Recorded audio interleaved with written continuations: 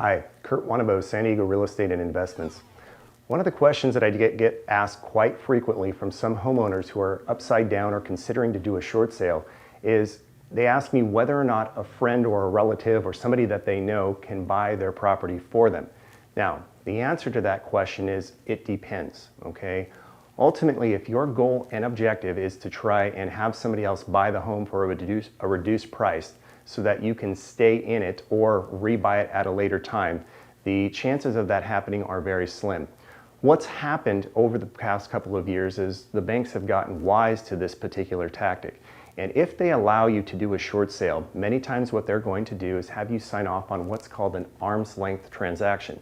Now what that means is in that document that you sign off on, sometimes have to notarize as well, is stating that you have no relationship with the buyer whatsoever, nor any prearranged or predetermined arrangements with the buyer to be able to buy the property back or many times even stay in the property and rent it. And if you go ahead and sign off on this disclosure in order for the short sale to be completed and violate those terms, you are running the risk of potentially getting caught in the future. Now, a couple of things you have to understand is that the banks may or may not have access to your credit records, and if it still shows your same address a few years later after you've done a short sale, they may come back asking questions. Secondly, the FBI has created an entire mortgage fraud division where they're most focused on short sales and trying to determine if anybody is doing this. Now, it's not to say that it hasn't happened in the past or that you wouldn't be able to do this if you gave the bank full disclosure and they agreed to it. You just have to be aware that many of the banks are not allowing this.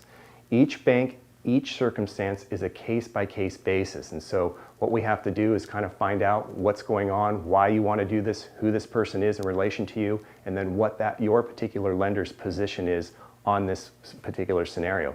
Again, some of these arm's length transactions that we've seen come across from the banks actually state that the seller cannot have ever even met the buyer before in their life or never know them whatsoever.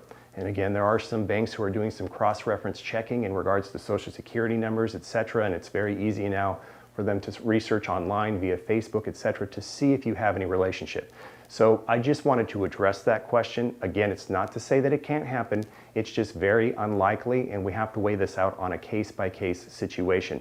If you have any further questions about this, please give me a call and I'll talk to you for free over the phone or in person, and we can kind of assess that situation and if it may or may not work out for you.